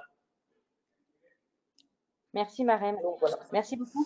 Idrissa, peut-être ajouter quelque chose de manière très rapidement et Daouda ensuite. Alors, bon, comme je le disais un peu avant, hein, pour moi, c'est l'opportunité de saisir la main tendue. C'est les entreprises qui nous tendent la main actuellement. Et donc, si on construit les outils permettant de mieux les accompagner, de leur permettre de se développer, d'accéder à un certain nombre de choses, on va être en mesure de favoriser cette adoption de la digitalisation de manière générale et des fintechs en particulier. Pour me limiter à cela, on pourra revenir après plus en détail. Merci. Merci beaucoup. Merci. Daouda? Oui, pour ce qui est de Mastercard Foundation, la tendance en tout cas de nos initiatives, surtout dans le cadre de l'accompagnement des acteurs, donc aussi bien nos partenaires, le gouvernement du Sénégal, le secteur des institutions financières, mais aussi les fintechs, la tendance donc va vers cette dynamique. Et nous sommes de plus en plus intéressés à travailler avec des porteurs de solutions qui sont les plus agiles, non seulement pour servir les acteurs, mais également pour aller derrière les frontières, pour aller au-delà des limites possibles. Parce que tout simplement, juste pour évoquer également que aujourd'hui, quand on parle de technologie, de fintech, c'est vraisemblablement le secteur le plus adopté par les jeunes. Et ça nous réconforte beaucoup. Je n'exclus pas bien sûr les non-jeunes. Cependant, il y a un travail énorme à faire que lorsqu'on impulse et on renforce la fintech à pouvoir jouer un rôle, Marème l'a dit, qu'est-ce que la réglementation prévoit et comment est-ce que la fintech pourrait s'insérer dans le schéma. Ça, c'est un. Deuxièmement, si on parle beaucoup plus des jeunes, et à la Fondation Mastercard, on le parlera toujours. Malheureusement, un jeune qui n'a que ses idées, qui est très agile, se présente généralement auprès d'une institution financière. On va lui poser 1001 questions et une de ces questions sera: quelle est la garantie? Quelle est ton expérience? OK? Donc, cela signifie quoi pour nous? Qu'est-ce que la fintech pourrait nous aider à affiner l'analyse de la pertinence plutôt que d'utiliser certaines formes les plus classiques sur lesquelles on pense qu'on maîtrise plus le risque, mais également on ira plus lentement. Donc, pour la Mastercard Foundation, en tout cas, la fintech a son rôle et elle doit avoir son rôle dans le jeu. Et ça, c'est aussi un appel que nous lançons aussi bien au gouvernement, au secteur de la finance, qui sont les institutions financières, mais aussi aux acteurs qui développent des solutions au profit des MSMEs, tout en considérant que la banque, elle est même une MSME parce qu'elle doit avoir quelque part un rôle pour nous de pouvoir l'accompagner, l'État avec la volonté qu'il a, les acteurs qui sont les fintech et aussi les MSMEs. Et je termine juste pour dire surtout les femmes, surtout les femmes. Merci Daouda. Merci beaucoup. Je repasse, merci infiniment pour vos témoignages. Shelly, je te repasse la parole rapidement si tu veux ajouter quelque chose et Elisabeth donnera le mot de la fin. En tout cas, sachez que si ce sujet des fintech vous intéresse et pour creuser sur cette question autour des fintech, je vous invite d'ores et déjà à noter la date du 6 avril dans vos agendas car nous aurons notre prochain et dernier webinaire de la série portera sur le sujet. Shaylee, si tu veux ajouter quelque chose. Merci beaucoup, Rebecca. Non, peut-être juste une ligne parce que Marem a bien fait le sommaire sur ce sujet. Juste, elle a aussi évoqué le correspondent banking ou le réseau d'agents. Et je voudrais juste dire que il y a un fort lien entre les solutions que les fintech ont proposées et qui sont sur le terrain déjà. Il y a une forte opportunité de créer plus de collaboration entre le réseau d'agents, les IMF, et autres institutions financières pour assurer que, et les fintech, pour assurer que leur accès au financement est consistant et surtout dans les zones où il y a peu d'accès. Et pour ça, ce que Marem a également déjà évoqué à propos de l'éducation financière d'un côté, mais également cette collaboration sur le côté off sera très, très important. Avec ça, je passe la parole à Elisabeth. Merci. Et merci à vous tous. Okay. Merci à nos panélistes. Comme noté, les MPMA ont besoin d'un soutien ciblé pour renforcer la résilience. Il faut des outils pour qu'ils contribuent à l'économie locale. Donc, c'est un effort collaboratif et on compte sur vous tous. Donc, merci et bonne fin de journée à vous. Merci, Elisabeth. Bon, merci. On a largement dépassé. Merci à tous d'être restés. C'était vraiment très intéressant. Je répète encore une fois, ne vous inquiétez pas, nous répondrons à toutes vos questions par mail. Si vous êtes jeune, si vous êtes entrepreneur, n'hésitez pas à jeter un œil sur les outils que nous avons développés et mis à votre disposition sur le hub de la finance digitale, www.lafinancedigitale.com, et ou à travers notre nouvelle formation, développée à ce sujet, car vous trouverez sans doute des éléments qui vous intéresseront. Et je vous donne rendez-vous donc le 6 avril prochain. Merci infiniment et sur ce, je vous souhaite une excellente soirée. À très bientôt. Merci, au revoir. Merci, au revoir. Au revoir.